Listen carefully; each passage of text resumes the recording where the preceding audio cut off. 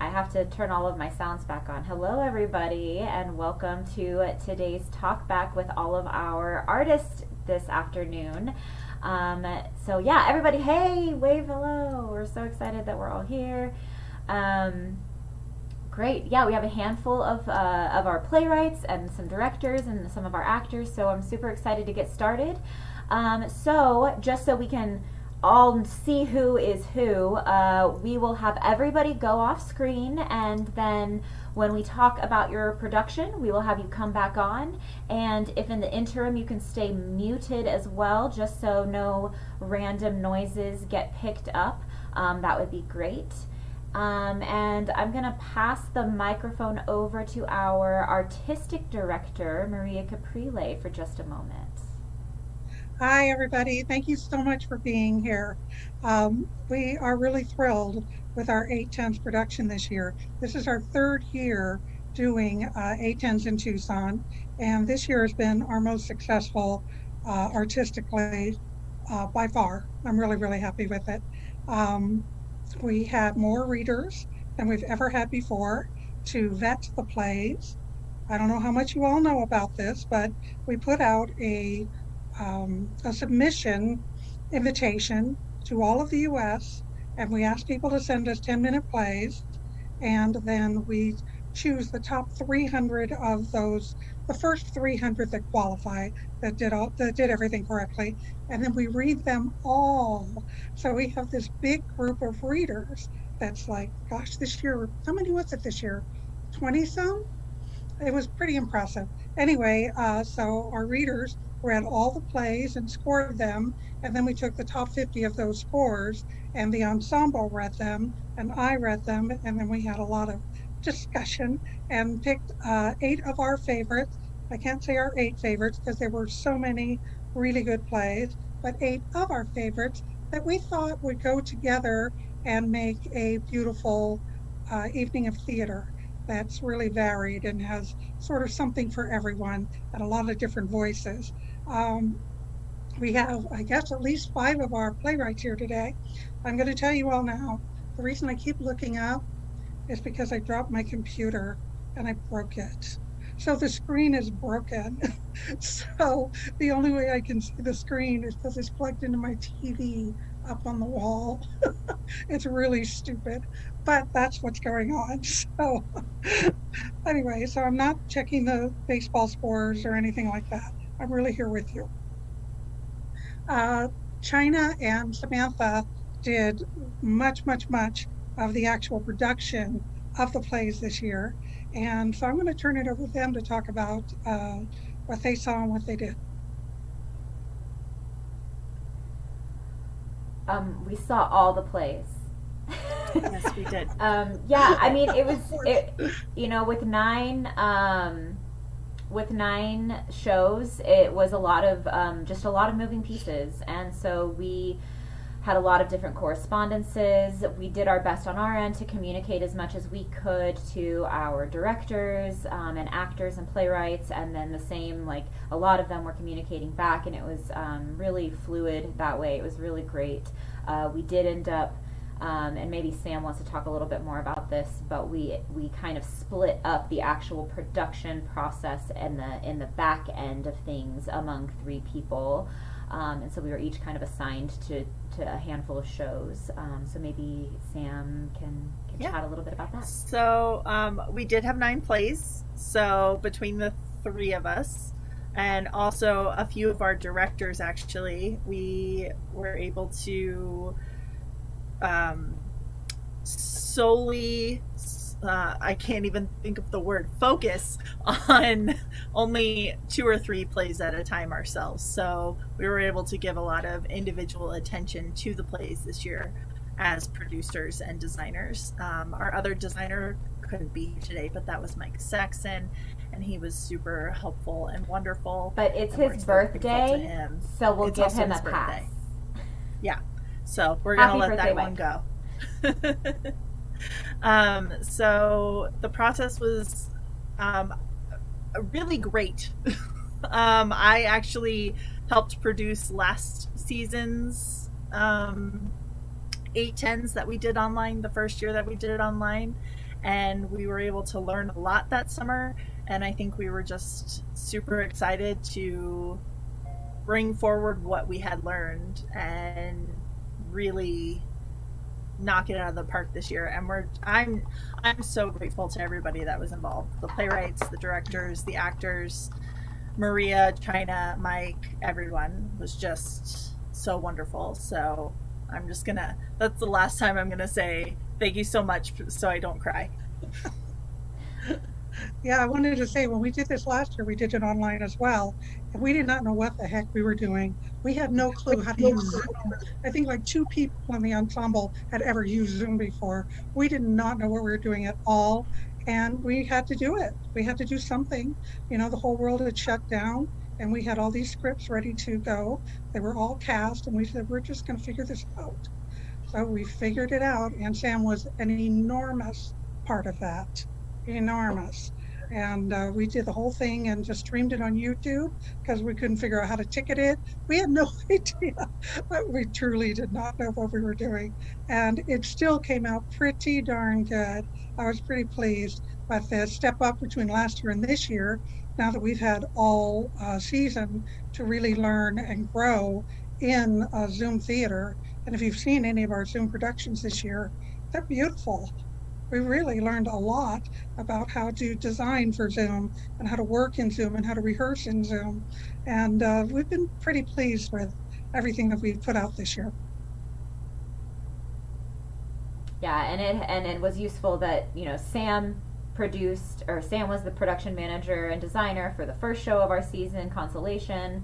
I production managed and designed Breathe Me In, which was the second main stage show. Sam then production managed, designed, and performed in Time Is Out of Joint, and then we together have been able to pull all of our knowledge together for this production. So yeah, so hopefully it was an enjoyable experience for everybody watching, and I think we should get into chatting with each cast.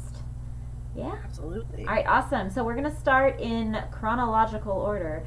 We'll be talking to You Can Bake. So any of the artists that are involved with You Can Bake. Awesome. Yay. And yeah, so we've got, how about you introduce yourselves? Annie, would you like to begin? I'm Annie Keff, and I was Tatiana, and it was a lot of fun. And just to piggyback on what you were saying, I was in a show last year, and and what a difference from last year to this year. Last year, I just kept acting to a cactus because that's where the director wanted me to look. So this year it was really amazing because Joshua did such a wonderful job. I felt like, and how he had us work as an ensemble. There were times where I did not even realize that we were not all in the same room physically. It was just, and I hope it came across that way to people too. So. Yeah, Joshua, you want to speak to some of that and also just introduce yourself? Yeah. Hi, everybody. I'm Joshua, and I was the director for You Can Bake.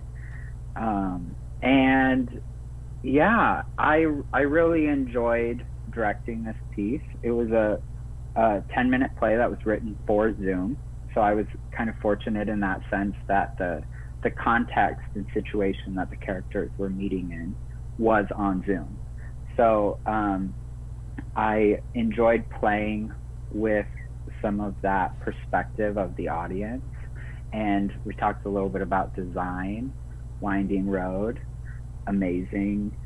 Everything that I asked for, I really got, and everything, all of the support, production support was really incredible, and I couldn't have done it without you, China, Maria, Sam, everybody helping out, and kind of helping that vision come to fruition was incredible. And the cast was a total hoot. Every single rehearsal was so much fun. And Annie, you're right. Like, there was so many times where I also forgot that we weren't in the same room. And to find some of those inner workings of human connection, even through this digital extension, has been, quite the joy. I'm just really pleased with how everything came out in the end. So thank you. Thank you, Joshua. I think we were really fortunate to have Joshua directing with us this year. His level of experience is terrific, and uh, he's a friend of China's, which is how we met him, and were able to bring him into the fold. And it was kind of fun because it's Zoom. We can have an out of the area director. In fact, I'm actually Zooming to you from Spokane, Washington right now, which is where I live in the summertime. So, so even though we're far apart, we're all together. And so it was really nice to be able to have somebody like Joshua with his gifts and talent to be able to participate with us down in Tucson. Absolutely, I echo that. Yeah. And as the person who's guilty of bringing him into the fold, I was really grateful for the opportunity to get to work with him again, because we went to graduate school together and graduated in 2017, and we kind of went our separate ways, but we've always stayed friends and stayed in communication and dreamed of projects. And so it was really a great opportunity to be able to bring him in. And yeah, he's actually directed us from Minneapolis, but right now he's in Iowa. So you never know where we're coming in from. Right. Yeah, it was really, just so much gratitude to Winding Road and everybody in the Tucson area for welcoming me as well. Being an outside artist, and everybody was really supportive. And yeah, those boundaries, fortunately blur with all of the technology and the circumstance of not being in one room anyways. But again, as Annie said, I think that I at least felt like I was in the room with the cast the entire time, and it was very fruitful and a lot of fun. I hope that read. Yeah, we have a few comments from inside our Zoom room. Some of the other artists. Roberta Rubin said, "You can bake with so much fun. Annie, you were great." Andrea Fine-Carey, one of our playwrights, said, "Joshua, the way you started off the piece with the angel food recipe was just brilliant, and so were the actors." And then Roberta said again, "Winding Road is a class act all the way." So thank you so much, Roberta. That is so warming to hear. We're so grateful to have this opportunity with you all right now. Because we do have 9 plays to get through, without further ado, let's move along. Thank you so much, Joshua and Annie, for tuning in with us. Thank you. I'm going to pass it off to Samantha to talk with the cast of Misplaced. Yeah. So wait, is anybody here from Misplaced? You know what? No one's here. Is anyone here from Misplaced? No. That's the question. So no. So let's just talk about it really fast. Maria, do you want to talk a little bit about the piece as how it fit in the context of the festival? And I'm sorry, I didn't hear which play we're talking about now? Misplaced. Oh, Misplaced, yeah. I really, really love Misplaced. I thought it was such an unusual piece. The idea, a wise person once told me, that's actually a counselor, once told me that you're never mad about what you're mad about. You're mad about every other time you felt this way. And I thought that was so wise, and I've learned so much from that over the years when I'm reacting or overreacting to something, and it makes me realize why it bothers me. And that, for some reason, that came to me when I was reading Misplaced. Right from the beginning, I thought, this is such a unique approach to this situation where something happens and there's no reason for it, and there's no explanation, and there's no way to understand it. And this character went back into her mind into the last time she felt this way, which happened to be in 7th grade, when this boy dumped her for no reason. And she searches him down and asks him why. And of course, 7th grade, so he doesn't even remember why, if he ever even had a reason then. but I just thought it really spoke to the human condition, the way that we relate, with the way that we react to things and relate them to other things that happened in our lives. And I just thought it was such a unique approach. I really appreciated this play a lot. Yeah, and just to speak to, it was filmed in a backyard. Esther Almazan, the director, is my roommate, and so if you keep going down that way through our kitchen, you can find your way to the backyard, and that is where they filmed that. And everybody was vaccinated, so if there's any concerns about that, we were absolutely safe about that. Plus, it was outdoors. But Esther is someone who, as a director, she's often done site-specific work. So the idea of her placing it in this backyard bar area that she had was like just kind of an absolute like duh moment for her, and the cast really wanted to work in person at the soonest opportunity they could, because there's just that, we all know there's that thing you can't quite always get through this.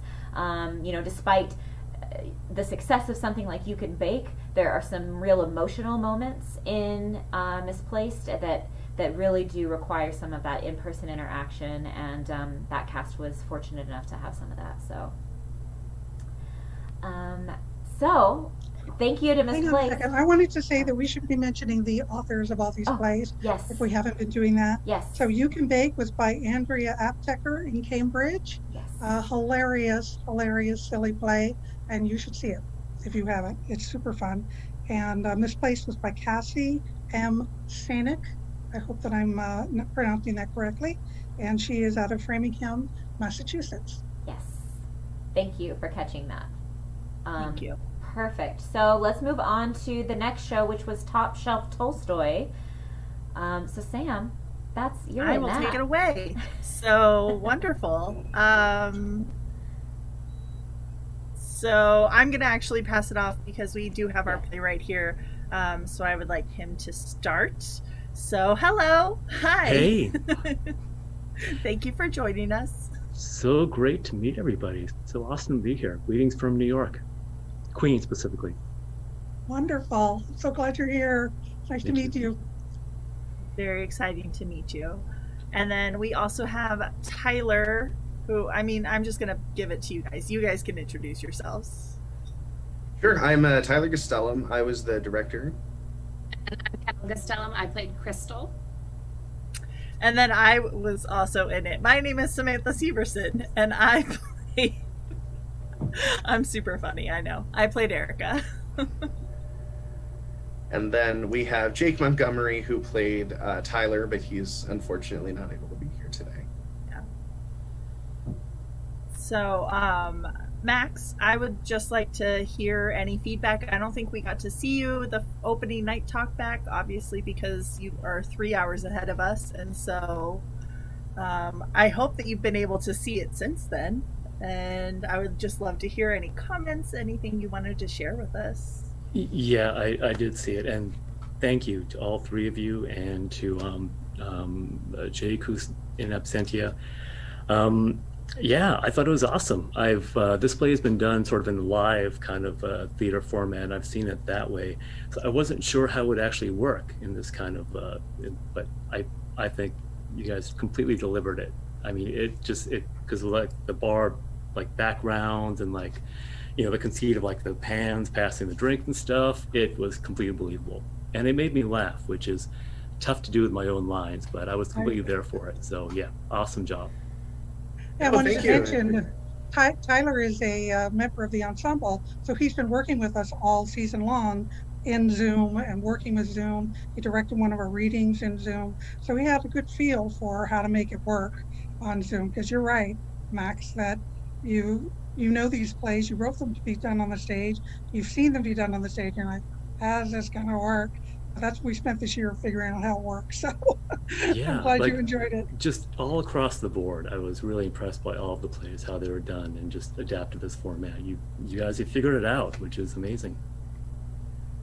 Thank you so much. Thank you, Max. and thank you for providing such a wonderful, clever script for us to work with.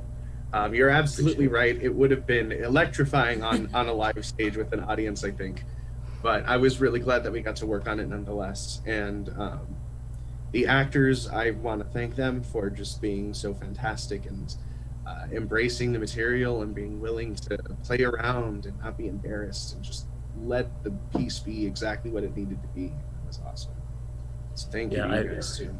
Thank you. I wish Jake were here so I could compliment him on his dancing, because yes. Or whatever that was. Yeah, or whatever that was. And that was He does that accept was tips. Yeah, he does. Yeah, maybe not. He leaned into it, which was the key for that moment. He did. Jake was awesome because I think he seemed to be responsible for carrying a lot of the most overtly comedic elements of the script. And he was just so willing to completely go for it. And I love that about him. The dancing was completely him. I didn't have to give him any direction at all. He just came up with it, and it was great. It was a lot of fun. Very cool. And we have some other great comments in our chat. Roberta said it was delightful. Couldn't guess what would happen next. Steve Martin, one of our playwrights, said Top Shelf Tolstoy is such a highlight of the program. The concept is amazing, and the execution to carry it throughout 10 minutes to its climax. Wonderful script, Max, and a wonderful production. And Andrea said Top Shelf Tolstoy had a hilarious premise and hilarious execution. Best line: buy a drink and support your local library.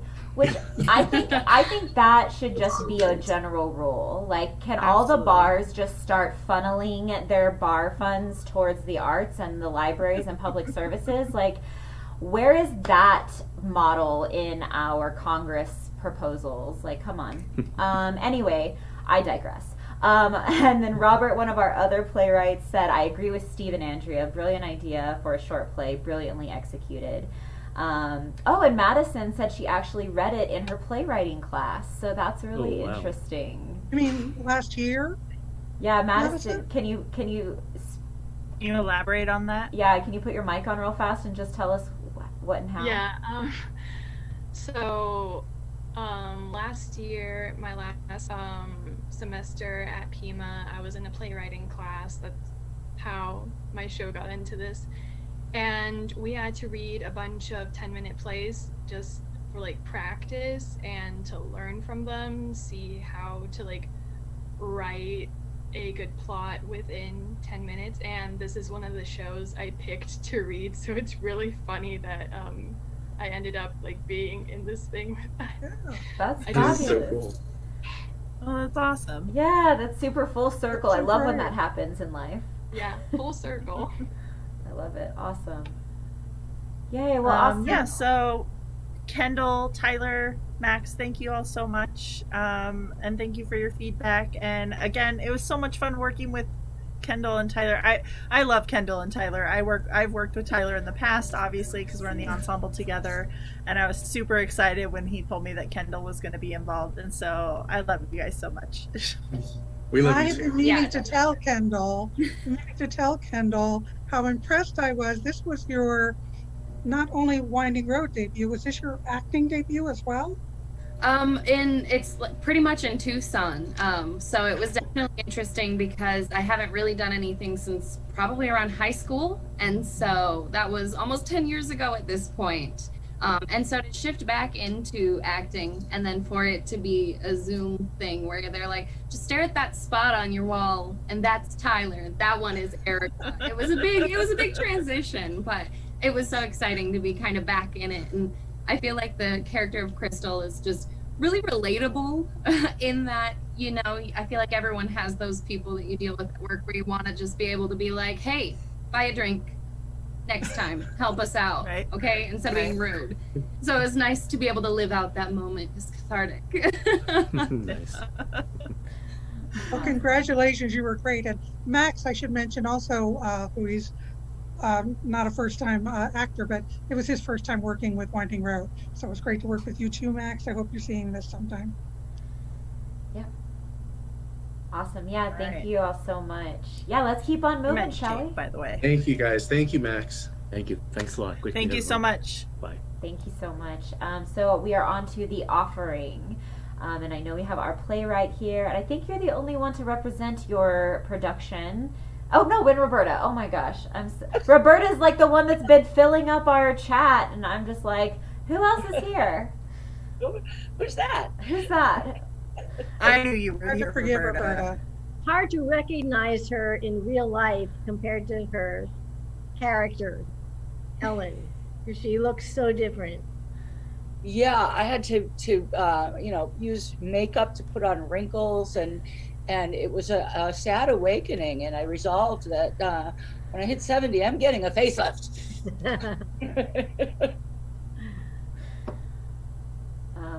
Awesome. So yeah, we did get to chat a bit about this opening night, but I just would love to hear, to start off your response to the production, Andrea, and then we'll move on to Roberta's response in developing it. Oh, like I said last time, I was just thrilled with the director, and I'm sorry he's not here so I could meet him in person.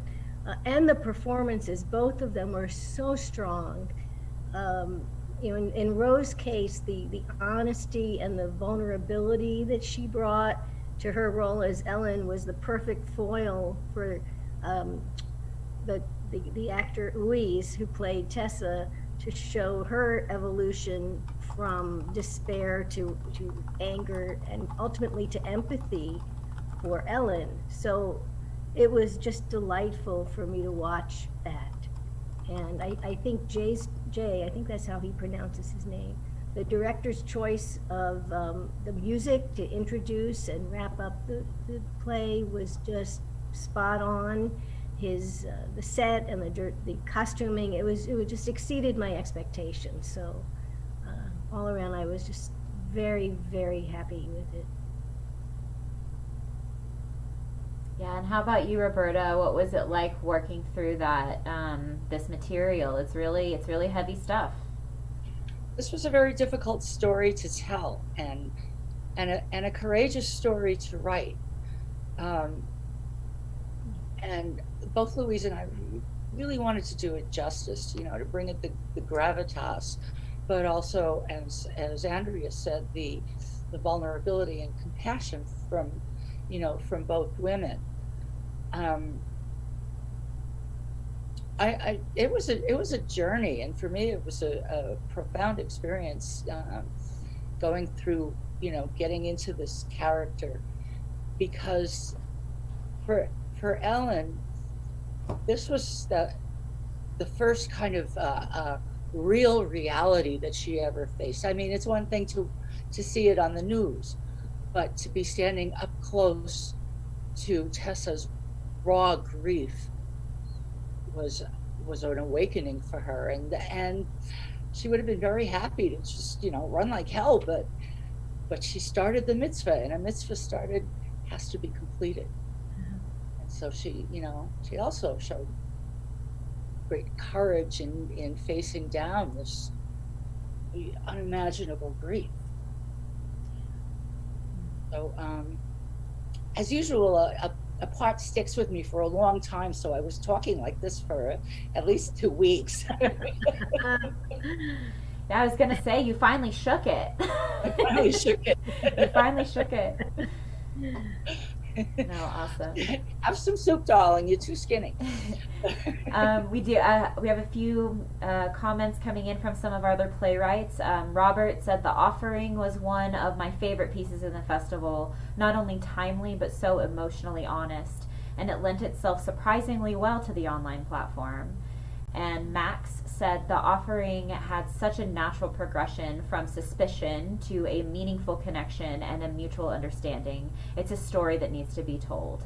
And Steve says, agree with Max 100% on all points. So yeah, it was a really powerful piece, and it was done so well. So congratulations to you all. The production challenges we had was that on the Zoom, Louise and I, in order when we were on the porch talking to each other, we had to face away from each other. So our reactions weren't to each other's facial expressions. We kind of had to guess at what they were. Yeah, but it read so well. Yeah. Yeah. There's an acting challenge. Thank you, anyway. You're welcome. It is. Yep. Yeah, it's one of the acting challenges of doing Zoom theater. I agree. Um, Andrea, this play is so beautiful and so moving to me. It was probably the first one of the 300 that I read, where I said, this one we're doing for sure. And I just thank you for writing it. Thank you. Yes, thank you for writing it, Andrea. Yeah. Well, thank you all so much. Let's keep on moving. And next up is The Elusive Pursuit. I don't think we have anyone from that production here either. Elusive Pursuit of Maximum Bliss was written by Ken Pruce. And it was directed by Alex Trujillo, and it starred Richard Chomps Thompson, and Gambari Deborah DeBom. And what are you typing, Sam? Sorry, there was a comment in the YouTube chat that I was just responding to. Oh, okay. Yes, Mark Severson, who's no relation. No. He just wanted to know where Roberta got her background photo, but we can find that out. Yeah, we'll let you know, Mark. You've got the information. Yeah, Elusive Pursuit was a fun one too. It I don't know if Maria, you want to speak just very quickly on it. We're talking about Maximum Bliss? Yes. Yes, okay, just want to make sure. Okay, I don't hear that well, so. As I was reading these 50-some plays, I was making a notation to the right of the title to remind myself what this play was about and that sort of thing. And on this one, what I wrote was, I think this is my favorite so far. I just thought it was such an interesting idea and so true that at any moment in our lives, we make decisions that change the future. Well, the future is what we make it. So we make decisions that determine our future over and over and over again. And that's what this play was about. I mean, what if you could pull up on a screen all the places where you made a decision that caused a major diversion in your life, and you ended up with any number of possible scenarios. And I just thought it was such an intriguing idea to start with, and then it led to a surprising and unexpected conclusion, and I just really liked it a lot. Beautiful play. Yeah, and I think we all have those moments of like, oh, there's a huge crossroads, right? But then there's also the little tiny decisions that might impact our entire future. Like this is a great example. A friend of mine was driving one day and she just randomly turned down a street. She was kind of in a different headspace than usual, and she turned down a random street, and I happened to be walking down it because it was in my neighborhood, and we like bumped into each other, and we were like, oh my god, we need to get together, and this is why. So it's like she just randomly turned down a street. Like anything you do. Maybe it's the color of nail polish you picked today makes a difference. Because a volcano explodes in the other half of the world. I don't know, butterfly effect or something. Anyway. Perfect. That was beautiful. Thank you. I'm brilliant. Okay, so we'll move on to I See Your Face in Mine. So we do have the playwright and I believe the director, Kala, is with us. Or she was. No, that was actually That was you? Yeah. Okay. All right. Perfect. Then let's talk to you about your script. Something I don't think we really talked about last time was where your idea for it came and like how you kind of developed it. Isn't Steve also with us? The actor Steve? Oh, is Steve McKee still here? I feel like he is. I am, but you guys are doing great with it. So why are you hiding? I'll let you run with it. It's okay. Don't hide, Steve. Hi. But please, Madison, continue. Okay. So It's hers. Thank you. So I was inspired by a lot of different things. Two of my biggest inspirations were The Little Prince and David Bowie's music, especially the song An Occasional Dream, hence the title of the show. It's some of the lyrics from it. And I think think everyone in the class was just so worried about like writing the best thing ever, like what's gonna be cool, what's gonna be edgy, what will people like. And I was like that too for a while, but then I just stopped and was like, you know what, I'm gonna write whatever I want. And I decided to write about aliens. I really wanted it to be a simple plot that could be doable in 10 minutes, but I wanted to have complex ideas in the conversation. And I think at its core, it's just like a chance meeting between two like-minded individuals, and they just hit it off and they're able to talk to each other about things they're not able to talk to other people about. And I recently actually had a similar experience happen. I was like, oh my God, it's like my play. And it was just really funny to me. But like, even though it seems very simple, it also touches on themes of life and death, how we grieve, the different relationships in our lives. And I wanted to touch a little bit on feminism too, because I'm a feminist. And I guess you could say that it's a look at the human experience through an alien lens. Well, who better to have an objective opinion? I just want to point out that Madison is very special to us. She is she wrote the play that was selected from the Pima Community College playwrights, who all submitted a 10-minute play, and Madison's play was selected as our special 9th entry into the 8 Tens Play Festival. So there's actually 9 plays total. Yes. And yeah, so speaking of aliens, how'd that go for you, Steve? That wasn't too far removed from reality, right? A real stretch for me. Or Gilbert Gottfried. No, it was neat, and I know there are a couple of different levels that Madison kind of talked about, and I think it kind of worked through some of those. There's a reference to Jules mentioned her grandfather, and again, we just felt that there was even maybe it was there, subtle, maybe not so much, but that concept that he might have even been, Tom might have been the spirit, because at the very end, he calls her Jules at the end. And we just, I don't know, I felt that was something that was, definitely there. And again, whether or not that came across in the performance, so be it. But I feel like there's, they're like talking about little smatterings that could make that connection. And that was kind of neat. That wasn't quite the alien question, I realized, but there you go. No, that's great.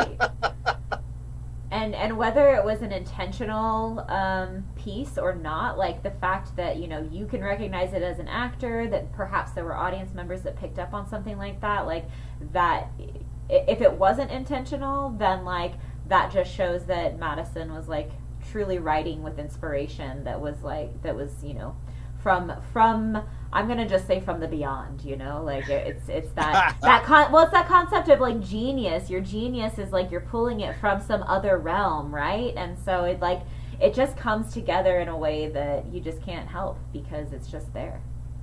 It really did actually kind of just come. I would carry a notebook around with me while I was writing the show, and I'd just be doing random stuff, and all of a sudden I just kind of hear the words come to me, and I'm just oh, I gotta write this down real quick. And I was once at a concert when that happened, and people were singing, and I'm just writing, and it was just so awesome. That's awesome. You said you wanted to write what you wanted to write instead of writing the perfect play that will beat everybody else, and that comes through with that honesty, because you just let yourself be open to what you had to say, and it's wonderful.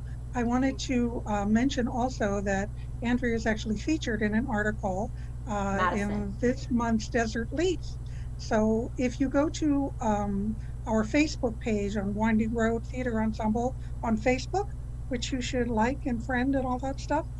There's a link to the article with Madison, and it's a terrific read. I recommend it. Yeah, and share with your friends.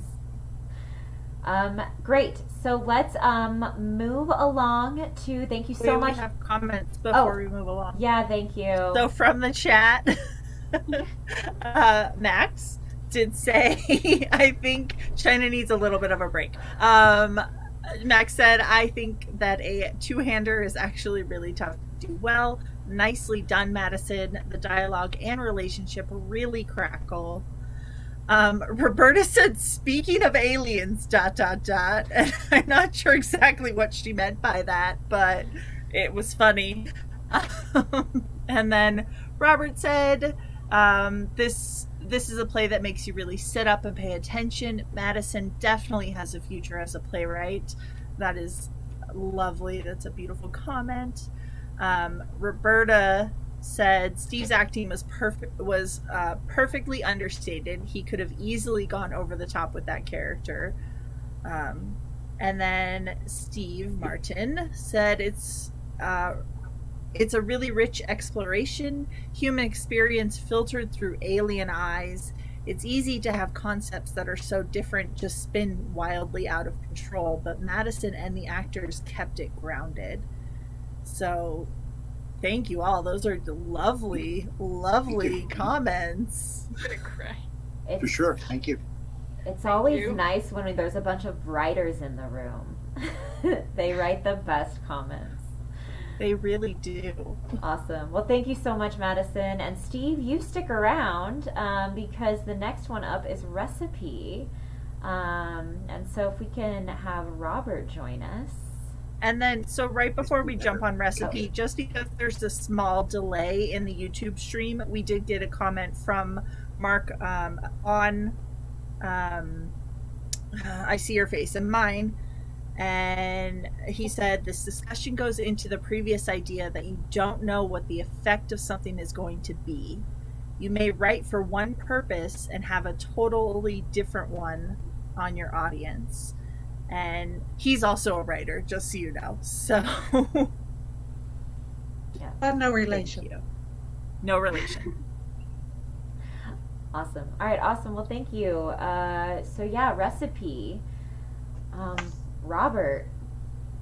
Hi there. Hi, welcome. Hi, Robert. Great to meet you. Nice to meet you. So I'm supposed to just wing it here? Yeah, I don't know. I don't really, I can't recall exactly what we said at the last one, but I don't either remember. It's cool, but maybe just what led you to write this particular script. It's it's also a really timely script, really timely conversation that many families, especially now, are going through because there's so much of that dialogue that is available to us now and the language available to us. So yeah, if you want to just speak a little bit to that. Yeah, so I wrote this play about a year ago, just at the sort of a month or two after we had all shut down, and theaters started looking for Zoom plays. And I just thought about, what would a Zoom play be specifically? And at that time, a lot of families were gathering over Zoom. That was their only way to gather. So I thought, well, I would try to write a play about a family just having its little Sunday chat. It grew into something much more than that, and I can't really tell you how or why. I don't always know when I'm writing where things are going. I'm not an outliner. I just sort of go.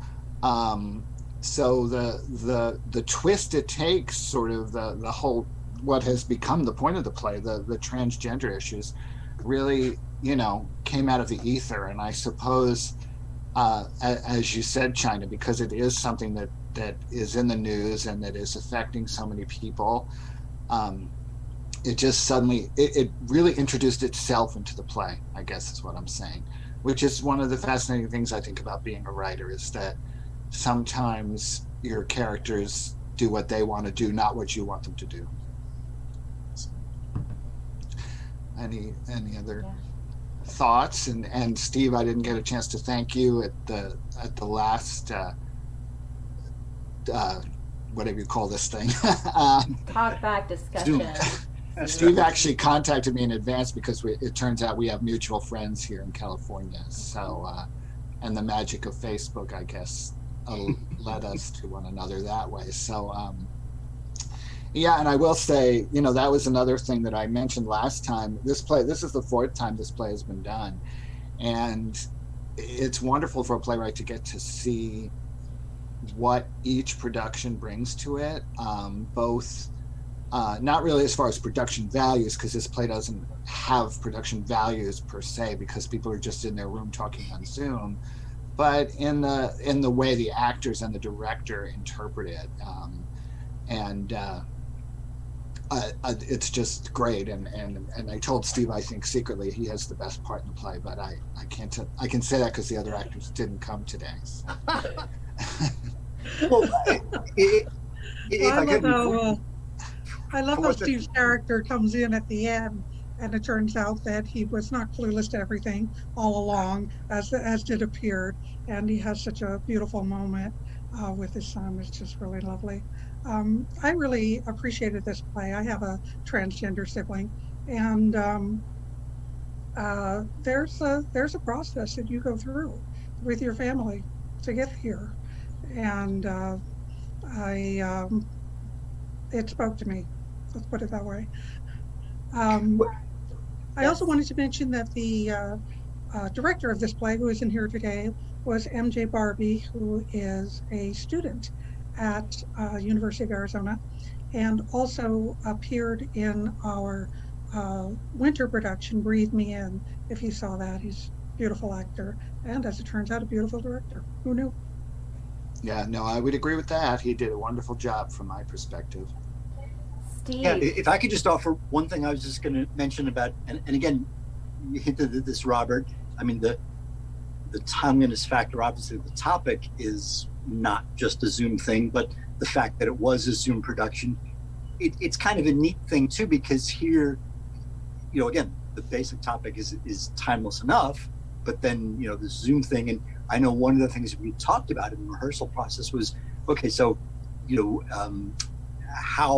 how recently from this particular session had this discussion first been? I mean, was this something, whether it was 2 months before, or, we can't wait to have our normal sessions again. I mean, how recent had this discussion been? And it's again, that little section of time, which is kind of a neat, it just makes the, this moment in time kind of unique also, which is, and I think Zoom also, Zoom in our lives, but Zoom even as a method of doing a play, it changes the dynamic between people, and it changes the dynamic therefore between the actors as well. So, it's kind of an interesting, I hope live theater is back and kicking really soon, but it is interesting from a writer point of view to think about the limitations and work within those. So. Well, even for what it's worth, I know maybe it sounds like a simple thing, but I think we've all seen this enough. I know that, built in, and like you said, you mentioned this early on, the dad's first appearance, he's mute, he's unmuted in Zoom or whatever. And yet, it's one of those things like, oh boy, the old, somebody talking who doesn't realize they're muted. But we see that, a year later, and it's there. And again, it's just one of those things. It's, real world. And I don't think it's contrived or anything. You know what I mean? I think. Yeah, thanks. I mean, obviously, when I wrote it, Zoom was relatively new, so it was easy to make fun of. It was easy to make fun of, but you're right. It's still just as easy to make fun of. Yeah, I think there was something about like "you're on mute" has become like the most said phrase in the last year. Right. Okay, boomer, you're on mute. Yeah. So, we do have a few comments. Sorry, Maria, what were you going to say? I'd just say that's a good point. I should mention, we got all of these play submissions. We received these way back in September. So Robert was writing this right at the beginning of the pandemic, when Zoom was new to us all. Yep. Yeah. Some comments. Max Gill said, I am so impressed by the way Recipe starts as a farce, but effortlessly shifts to something deeply affecting, and all in 10 minutes. Absolutely. Roberta said, how does it feel to see what you visualized in person? That's like an interesting question. That could be, I would like to actually like let every playwright like think on that. Every playwright we have in the room think on that, and like let's come back to that at the very end before we wrap up, if that's cool, because that's a great question. And Steve said, what I love about Recipe is that while Robert wrote a play for Zoom, he knew how to use its features to create emotion, to create intimate settings, and more. Writing for Zoom is one thing, but making Zoom part of the storytelling is outstanding. Agreeing again with Max, the tonal shift was marvelous. And Roberta said, a good play title is You're on Mute. So awesome. Great. Let's move on to, again, we'll come back to that question about the realization of the script. But let's move on to Coaster. I think we, again, don't have anybody representing Coaster right now. But just to say, like, it was, and Maria, you can have an opportunity to speak to it as well, but I do want to note that part of, like, it really went to that theatrical black box feel. So there was discussion in production, the production process of using virtual backgrounds and all of these other pieces, maybe virtual video background, that would really have enhanced some of that visual aspect. But I think ultimately it came down to, if that had been the focus, then you would have lost the connection that those characters were having and the importance of the conversation they were having. So I think that when Marguerite Saxton, Coaster was written by Scott Mullen and directed by Marguerite Saxton, and Marguerite's decision to ultimately break it down to bare bones and, using a pool noodle for a roller coaster, what are those called? Bars, I guess. Bumper, thank you. Just all of that and the simplicity of it really allowed the story to be the focus, and that's what this is about. This is about telling the story. So I think that was super that's successful. True. Yeah, I think that's true. And I've actually received several comments from people who loved this play, and somebody who said it was their favorite of the festival. So it does, having it in a black box and not with fancy backgrounds didn't seem to hurt it at all. It really is about the story between these two people and the moment between these two people. And it's hilarious. When I read it, I just could see how funny it would be on stage, how funny it would be visually, and it sure is. So it's a terrific play. And just to go back really fast, in response to Recipe, our viewer on YouTube, Mark, said, Zoom may be here henceforth. It has opened Pandora's box. So I think writing scripts for Zoom is perhaps going to stay a thing for a minute. Awesome. And then Roberta said in our chat that the physical elements added so much to the humor of Coaster. Thank you so much, Roberta. Yeah. So yes. Mark also asked on YouTube, is the discussion going to be archived? This recording of our live stream will be available on our YouTube channel forever. Forever. And ever. So you can come back and visit it anytime you like. But let's not take forever having the discussion and move on to our last show. It's like it's you should have seen me with the segues opening night, y'all. Awesome, thank you Tyler and Kendall. They have to head out. It is Grandma's birthday party, so happy birthday, Grandma. And let's round out the show with 153. We've got Steve Martin, the playwright, not the comedian, although he is quite funny. And Tony, how's your computer connection today, Tony? You want to join us? Do I need to ask you to start video and all of those things? Hi. Yay, we have you. I'm having trouble getting my video on. Oh, and David, let me did that work?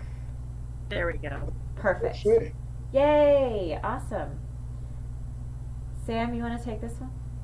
Yeah, absolutely. So we are missing Noe and Sean. Noe was an actor and Sean was the director for 153. But we're super excited to have Steve Martin back and Tony Caprile and David Updegraff, who I always feel like I'm going to say his last name wrong, so I say it really quickly.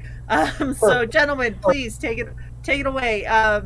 Let's actually start with David, since Steve is finishing his lunch right now.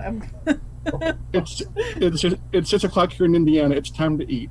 So. Absolutely. So we'll start with David and Tony first. I'll go first because I'm the oldest, right? I'm only 81, but I'm learning how to play 90. It was an interesting experience for me to be involved in this play. I really enjoyed it. I would love to do it live on stage. I think it would be tremendously challenging to do it well.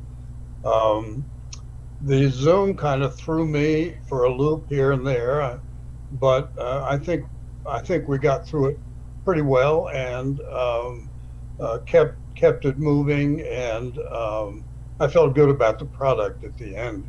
I enjoyed playing a 90-year-old man. You did it wonderfully, David. Thank you so much. Oh, thank you, Sam. And Tony?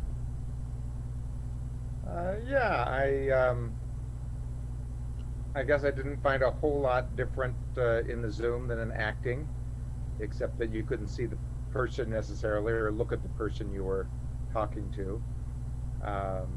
I've done a couple of the Zoom shows before, so you get used to it. And I didn't have to go anywhere. I didn't have to drive to rehearsal, so it was all kind of nice. And people didn't have to put up with me being in the same room with them, so they enjoyed it. But Just your wife. But you did have to. Hey, I saw you driving. I was going to say, you did have to drive somewhere to capture that amazing footage. Around the block from my house, yes.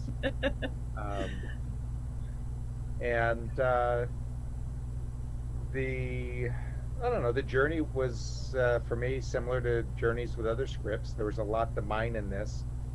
Sean was particularly good at finding subtext and rubbing my nose in it and then letting me delve into it a bit. So I got to play some. With a 10-minute play with almost as long a rehearsal experience, you get to deal more with the text and see what might be under it. And Sean had a nice take on it, and it was just kind of fun to do. Yeah. I'm glad that I wasn't live, because that way I didn't have to limp across the stage. I'm laying in bed now. I just had my hip replaced on Monday, and it's pretty miraculous. I walked up the stairs to my bedroom the day I got home from the hospital, which was the day they performed the surgery. No jumping jacks, no tap dancing, no tango, and my lovely wife is riding a herd on me and waiting on me hand and foot on my back. I am indeed. Yeah, right. Keep walking, Tony. Keep walking. Yeah. So, Steve, I'm curious about how you felt about Sean's concept. I tried to talk to you here. How you felt about Sean's concept for it. That was very interesting to me. I thought it was amazing because the addition of the film, the focus on 45 getting himself ready to go for a trip. Also, it's just visually beautiful. Here in Indiana, we've got cornfields. We don't have, they're called mountains. Are they called mountains? I guess deserts. So I'm like, these are your words, not mine. So it was just visually stunning, and I thought it was a really great entry into the story of the script, and then just finishing off was a lovely coda. So I thought Sean did a lovely job of bringing the story, having those wonderful bookends in there too. So I think it may have been Robert who said, when you're seeing your play being done, you notice what different companies, different productions bring to it. And when you see something that is not in your head, but it's done and it's executed well, you realize, yeah, that's fantastic. And it just makes you realize that the script can definitely handle additional interpretations, which makes a writer feel great. So I was very happy, very indeed. Well, as a director myself, and I like to be creative, I really appreciate hearing that. 'Cause I always wonder if people feel like, no, it's supposed to be exactly the way it was on the page, and I never change any of the words or anything like that. But sometimes you inspire me, and I have other ideas. So Sean was like that, and he had another idea about this play, and I thought it really worked, and it added something beautiful visually. I agree. It was lovely. It was lovely. Those are the playwrights that last, the ones that leave open enough room for somebody else to make what they wrote apply to their own lives, and to play it on stage as such. And as you said, it might take a left turn, but it's all within the script. It's all within the characters. It's why Shakespeare's lasted so long. Not to draw a reference for you to write me into your next play, but actors are shameless. He called me Shakespeare. I must write a play now for Tony Capriola. Here we go. Oh, Tony. So we have some wonderful comments yet again in our chat here. So Robert, our playwright from Recipe, said, as David said, it was wonderful to see this play live, it would be wonderful to see this play live. Sorry, I can talk and read at the same time, but I am an actor. But this was another play like The Offering that proved very adaptable to Zoom, and the cinematic treatment added such an interesting layer to Steve's really thought-provoking script. So thank you, Robert. That was lovely. Thank you, Robert. Mark on YouTube said that I believe in reference to one of the benefits of performing on Zoom. His comment was, didn't have to wear pants. So thank you, Mark. And then Max Gill, Top Shelf Tolstoy's playwright, said Steve Martin is a legend among playwrights and the theater community in general. What? And this play demonstrates why. So this may be the first time that I disagree with Max in this entire conversation. I mean, I appreciate it. I'm not going to be like, thank you. We can consider it being a legend in your own mind. There you go. There you go. So Legend, really Shakespeare, whatever. I mean, in his defense, he might be getting you confused with that other Steve Martin, but I don't think he is. No, I'm kidding. That differentiation. I'm kidding. I know, I'm kidding. No one. You don't. Oh, there's this other really popular guy. He just has the same name as you. He writes plays sometimes, but they're not nearly as good. So no. Another Steve, really? I know. I'll check it out. Cool. Who knew? Like, yeah. So awesome. Well, I'm gonna thank you, Tony and David.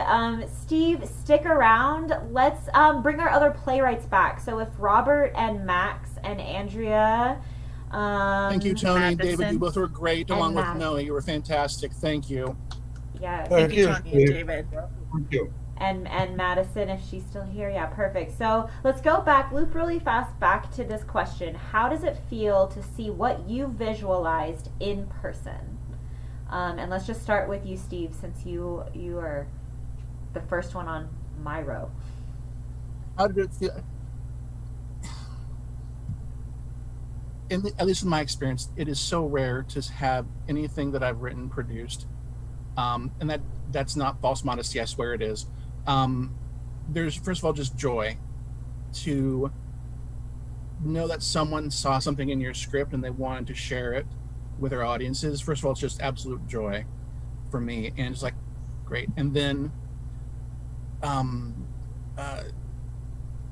seeing how things are interpreted and seeing a different perspective on a character, on a line, an entire beat of action you just sit back and say, again, like I just mentioned, you see different perspectives. You realize, okay, yes, this story can be, stretched in this way. It's malleable, and it could go in this direction or that direction. It just makes you feel gratitude that someone is looking that deep inside the work and not just saying, okay, well, we'll just do exactly wrote A, B, C, D, E. So joy, and then just real pleasure in that someone cares enough to explore. Awesome. What about you, Robert?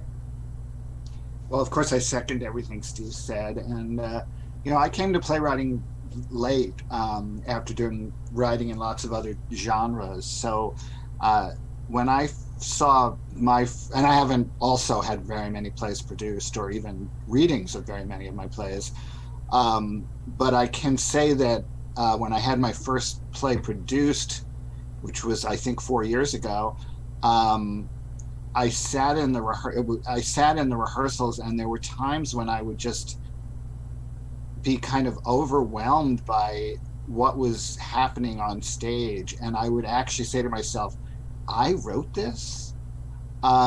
It was this, and I'm not saying that to pat myself on the back that, oh, I'm a genius, I wrote this.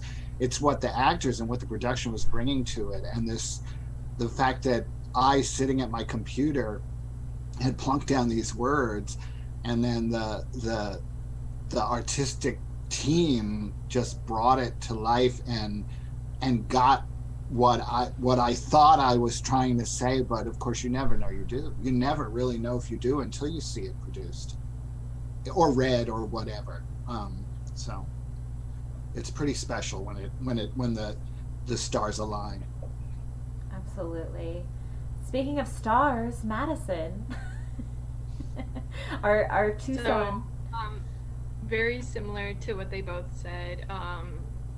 So this was my first show I've ever written, my first show to anything I've ever done to be done professionally. So it was very surreal, and honestly, I can say without doubt that this was probably one of the most amazing experiences of my life. And I was really, really lucky, and I got to assistant direct the show as well. So I got to have a lot of say in how we did the show. But honestly, the show is up for interpretation, and I'd love to see other directors do it and see what they come up with. And honestly, it was, a lot of joy sometimes during rehearsal when things just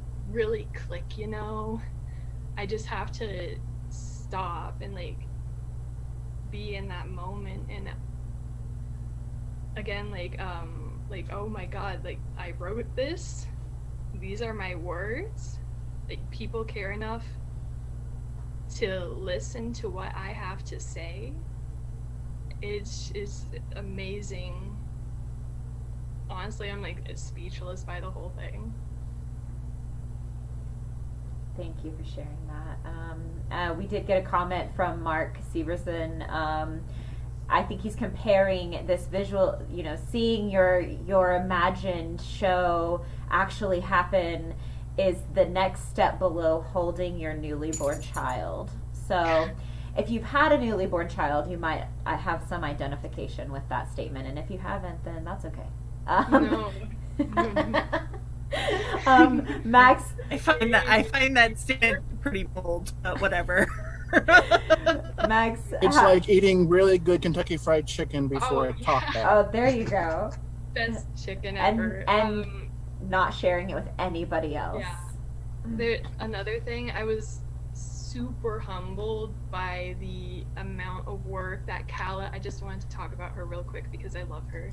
She did such an amazing job putting everything together and making sure to talk with me about my vision. And Steve and Ariel, they were so amazing, and I couldn't have asked for a better cast and crew. Absolutely. Thank you. And Max, what do you have anything add to? What is your take on it? Yeah, hard agree with all the above. I don't have anything more eloquent to add. It's just, this is why I do this as opposed to writing poetry or fiction. Yeah, and I think it does really drive home that this is why theater is a communal sport, so to speak. You know, it's a collaborative process.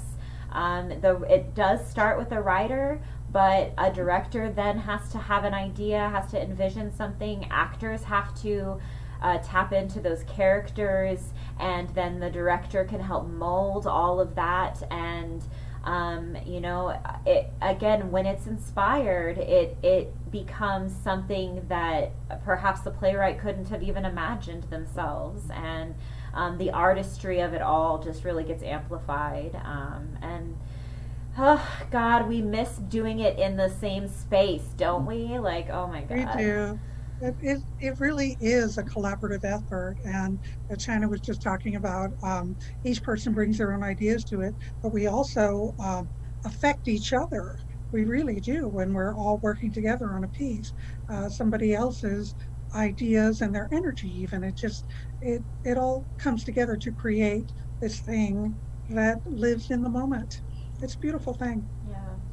And what's especially lovely is that Winding Road is committed to supporting short plays by contemporary playwrights.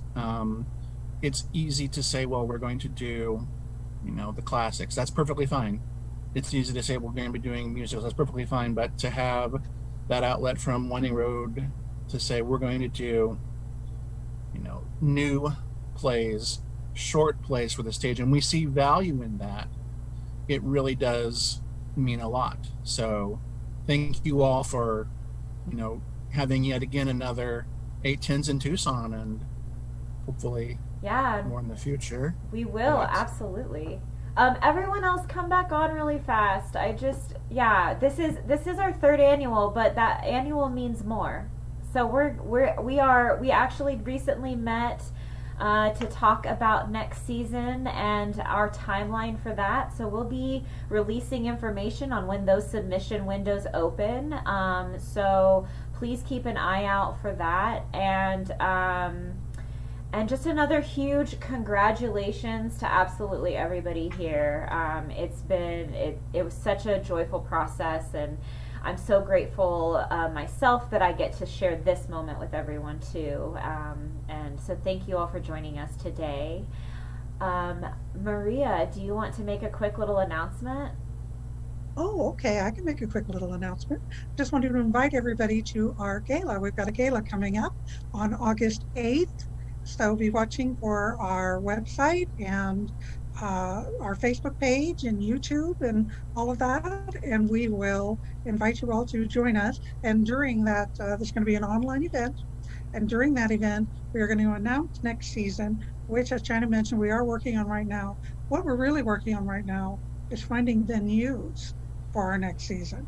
This is late to find venues. So we're having to be pretty creative, and we've got fingers out there in the community, and we will see what we can come up with so that we can do some online work and some work in person with you.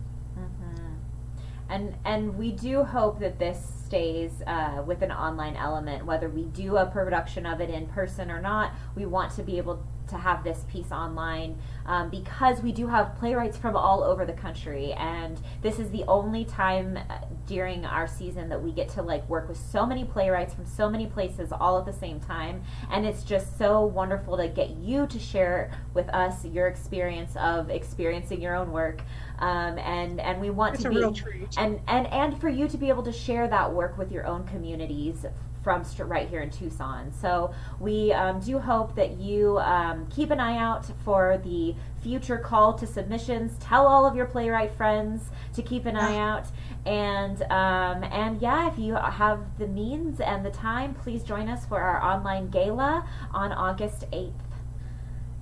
Great. Thank you, everyone. Thank you so much.